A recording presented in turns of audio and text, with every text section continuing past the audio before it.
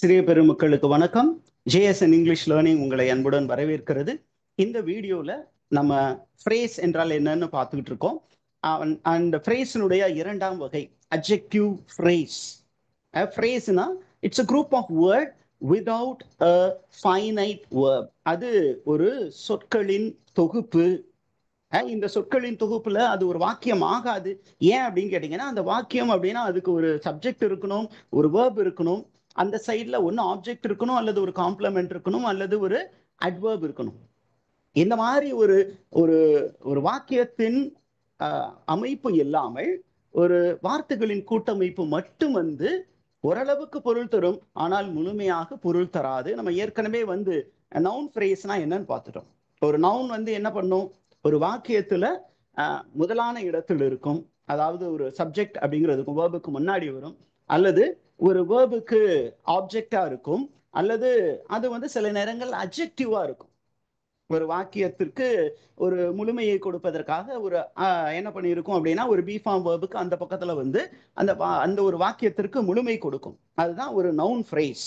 இந்த இடத்துல adjective phrase அப்படின்னா என்ன அப்படின்னா, ஒரு ஒரு சொற்களின் தொகுப்பு நார்மலா ஒரு நவுனை டிஸ்கிரைப் பண்ற மாதிரி வரும். இப்போ நம்ம அதை அப்படி என்ன அப்படின்னு பார்ப்போமே. ஒரு சில எக்ஸாம்பிள்ஸ் எடுத்துக்குவோம். இந்த வாக்கியம் பாருங்க. The girl with blue eyes is singing. Okay, the girl with blue eyes is singing. இதுல main part of the sentence எடுத்துக்கிட்டீங்கன்னா, the girl, இந்த கேர்ள் என்ன அப்படின்னு கேட்டீங்கன்னா, இது ஒரு நவுன். ஓகே, இது இந்த நவுன் என்ன வேலை செய்யுது இந்த வாக்கியத்துல, ஒரு சப்ஜெக்டா வேலை செய்யுது. அதை பற்றி தான் இந்த வாக்கியமே. ஓகே, யார் பாடுறா? அந்த பெண் பாடிக்கொண்டு இருக்கிறாள். அந்த பெண் என்ன பண்ணிட்டு இருக்கா அப்படின்னு சொல்லும் பொழுது, அவள் பாடிக்கொண்டு இருக்கிறாள். அப்ப இது வந்து verb. எந்த பெண் பாடிக்கொண்டு இருக்கிறாள்? ஓகே, எந்த மாதிரியான பெண் அப்படின்னு கேட்டீங்கன்னா, அடுத்ததுதான் நமக்கு வந்து இது வரப்போகுது. என்ன? அட்ஜெக்டிவ் ஃப்ரேஸ், ஒரு வார்த்தைகளின் கூட்டமைப்பு. இந்த இடத்துல பாத்தீங்கன்னா, with blue eyes, the girl who has blue eyes. இந்த நவுனை குவாலிஃபை பண்ற மாதிரி ஒரு குரூப் ஆஃப் வேர்ட்ஸ் வருது. For example, okay, the girl is singing, அதுதான் main part of the sentence. அந்த கேர்ள் என்ன மாதிரியான கேர்ள் அப்படிங்கும்போது அவளை மட்டும் தனித்து நம்ம வந்து இந்த இடத்துல சிங்கிள் அவுட் பண்ணணும். ஒரு கூட்டத்திலிருந்து அவ எப்படி தனித்துவம் மிக்கவளாக இருக்கிறாள் அப்படிங்கிற பண்பை சொல்லணும். அந்த நீல நிற கண்ணுடைய அந்த பெண் பாடிக்கொண்டிருக்கிறாள். நீல நிற கண்களுடைய அந்த பெண். அப்ப இதை நம்ம அப்படியே கிளாஸா மாத்துவோமா? How can we convert this adjective phrase into a clause? அப்படிங்கும்போது இதை அப்படியே எக்ஸ்பிளைன் பண்ணுவோம். The girl, okay, come on, who has blue eyes.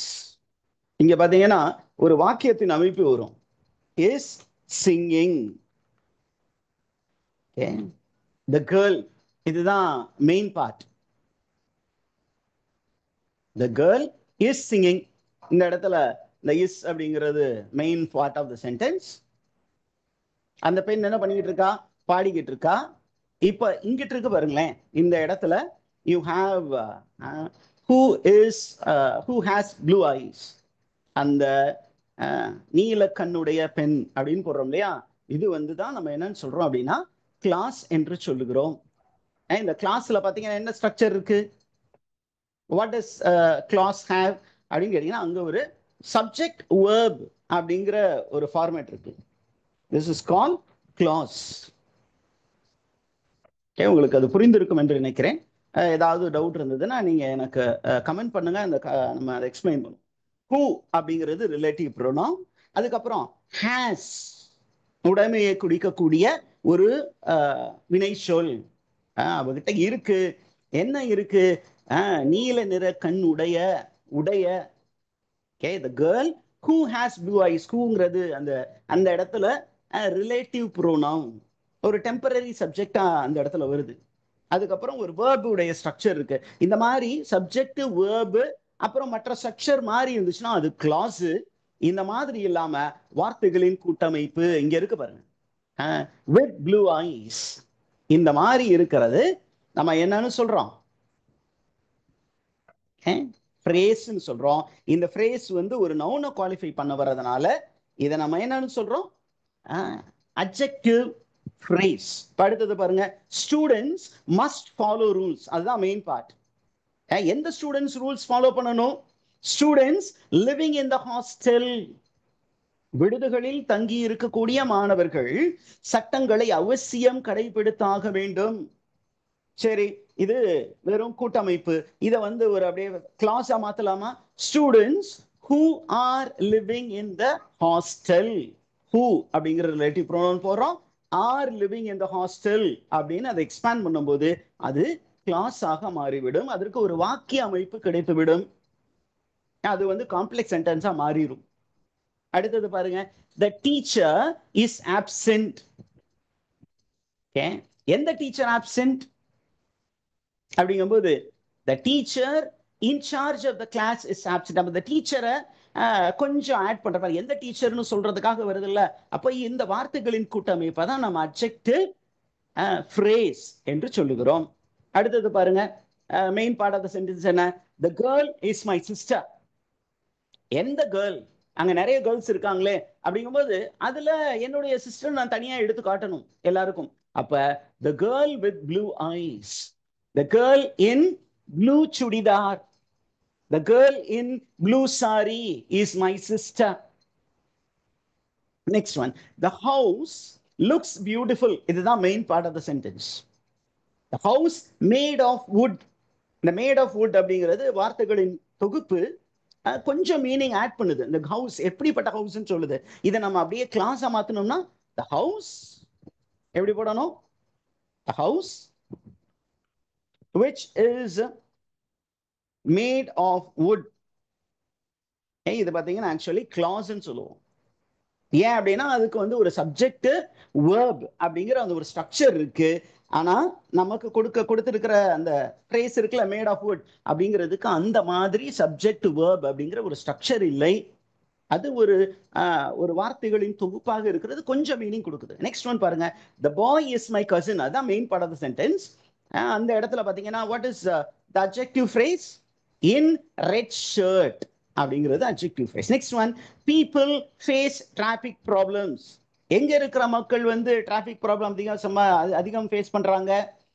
people living in big cities. இதை அப்படியே எக்ஸ்பேண்ட் பண்ணோம்னா people who are living in big cities, அது clause. living in big cities அப்படிங்கிறது phrase. the car was parked outside. எந்த car sir அப்படின்னா அந்த car, அதை நம்ம கொஞ்சம் எக்ஸ்பிளைன் பண்ண போறோம் இல்லையா, அது வந்து எப்பொழுதுமே அட்ஜெக்டிவ் தான். அப்ப the car with a broken mirror. the car இது அப்படியே கிளாஸா மாத்துங்க. the car which has a broken mirror was placed outside the building. next one, students always do well. அவங்க எப்பொழுதும் நல்லா செய்வாங்க. எந்த ஸ்டூடெண்ட்ஸ் நல்லா செய்வாங்க? யாரெல்லாம் ஆர்வத்தோடு கத்துக்கணும்னு நினைக்கிறாங்களோ அவங்க ரொம்ப நல்லாவே செய்வாங்க. Students eager to learn. இதை அப்படியே கிளாஸா மாத்தணும்னா students who are eager to learn அப்படின்னு மாத்திர மாதிரி இருக்கும். Next one, the path covered with leaves are slippery. இதுல எது வந்து sir adjective phrase? path covered with leaves. அந்த covered with leaves அப்படிங்கிறது adjective phrase. next one, the man spoke to us. அந்த மனிதர் எங்களிடம் பேசினார். ஓகே, எந்த மனிதர் எங்களிடம் பேசினார்? ஒண்ணுமில்லாத மனிதரா? இல்ல, the man full of wisdom. the full of wisdom அப்படிங்கிற அந்த வார்த்தைகள் வந்து phrase. என்ன phrase? adjective phrase. thank you very much. we have completed the second type. we will go with 3, 4, 5, 6, 7, 8, 9 in the upcoming videos. Stay tuned. Keep watching JSN English Learning. Kindly subscribe for more videos. Thank you.